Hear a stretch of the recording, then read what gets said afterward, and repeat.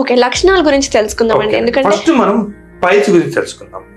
ముఖ్యంగా పైల్స్ భాగంలో అంటే యానల్ రీజన్ భాగంలో ఏర్పడినటువంటి మొలక భాగం అని చెప్పాను.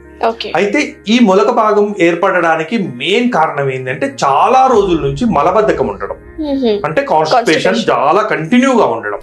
ఎప్పుడైతే కాన్స్టిపేషన్ ఉంటుందో ఆ కాన్స్టిపేషన్ వలన తను మోషన్ వెళ్ళడానికి ప్రయత్నించినప్పుడు కొంచెం ప్రెషర్ పెట్టాల్సి వస్తుంది.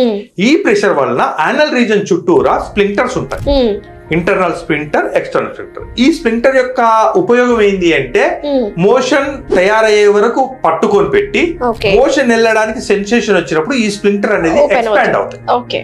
ఎక్స్పాండ్ అయ్యి మోషన్ బయటకు వెళ్ళిపోతుంది.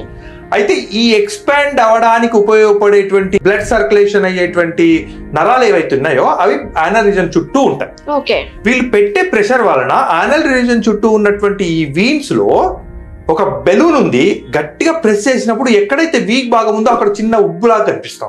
అలాగే ఈ వీన్స్ లో ఎక్కడైతే వీక్ ఉందో అక్కడ ఒక చిన్న బొడిపె లాంటి భాగం ఏర్పడుతుంది. దాన్ని పైల్స్ అంటారు.